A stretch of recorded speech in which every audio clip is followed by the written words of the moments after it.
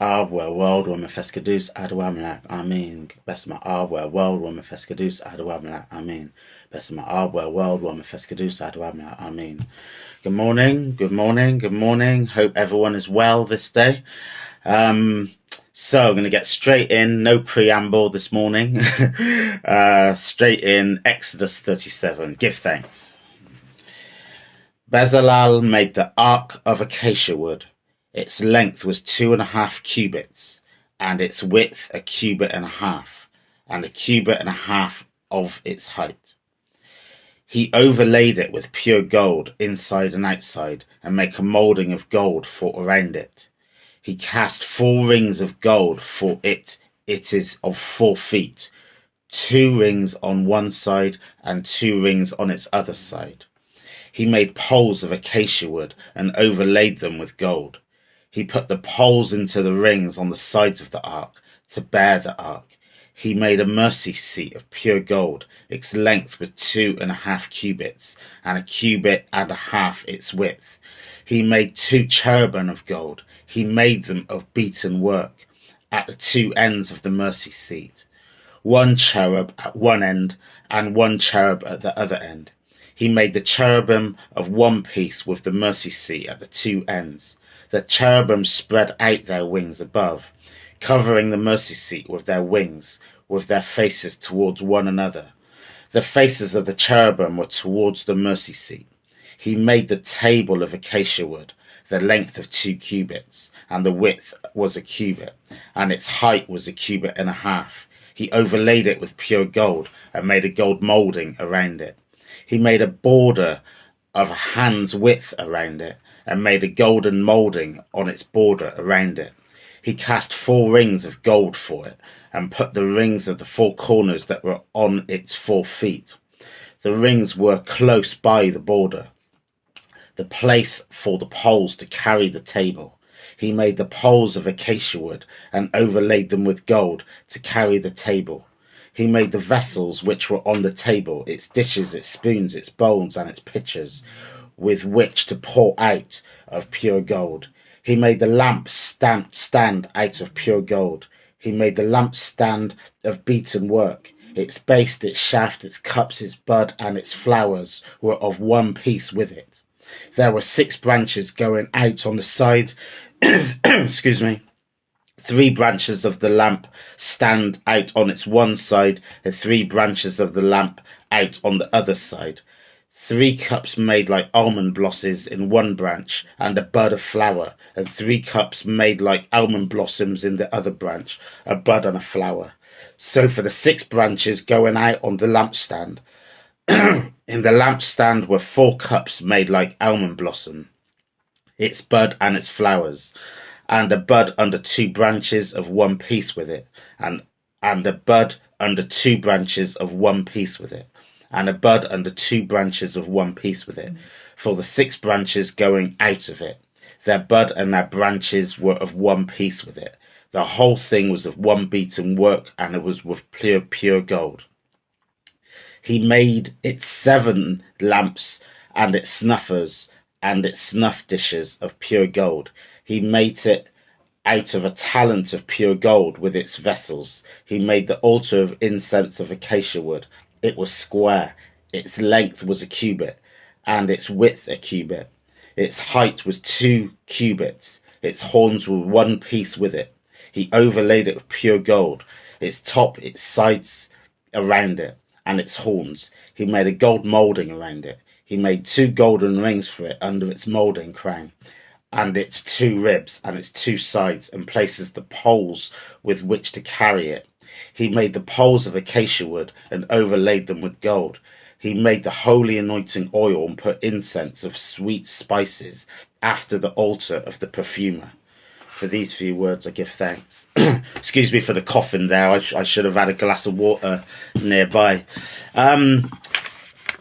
That's for me, I think that's quite a beautiful kind of meditation. Despite my coughing, I think that's quite a beautiful meditation on the making process. We got Bezalel, who God chose as a skilled craftsperson in the community to make the Ark of the Covenant, and this is the direct we're like a fly on the wall, like a fly on the wall documentary. We're watching Bezalel make the Ark of the Covenant, which holds the Ten Commandments, with care, with love, with quality craftspersonship.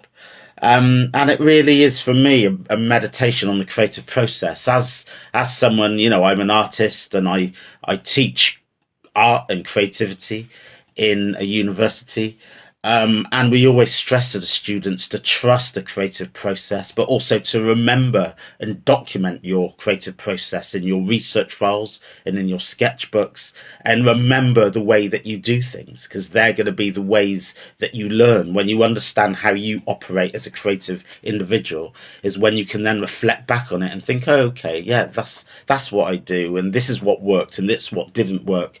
This is how I kind of creatively problem solved around it. So it's really lovely to hear an account of someone just making, not just making something. This is making the Ark of the Covenant. This is the one most sacred object. It doesn't sound like a strong enough word for what it is, but the most sacred object in the history of Judo-Christendom from this time through to today.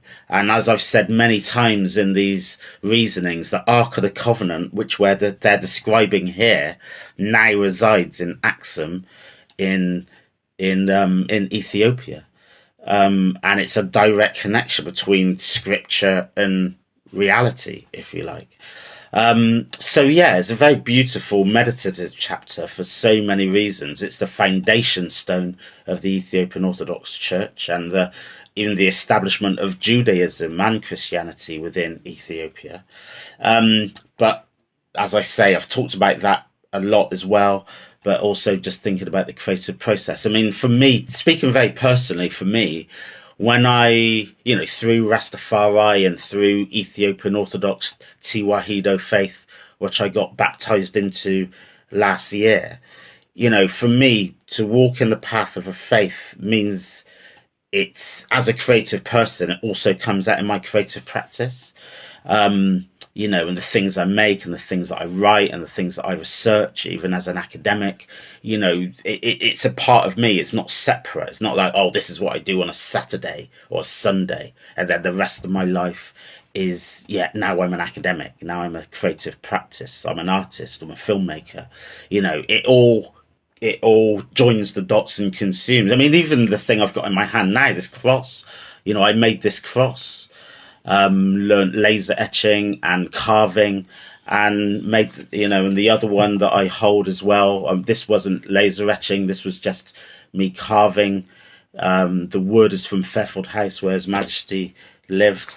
And, again, the projects that I do, it's being informed by my kind of, faith consciousness, if you like, So for me, I have to kind of embody faith through practice, and that's just not practice through prayer, because I believe, when I'm making these things, that is a form of prayer as well. Just the carving of the wood with the tools, and that's all a form of prayer. It's physical prayer, not mental prayer, if you like, but it's prayer with the body.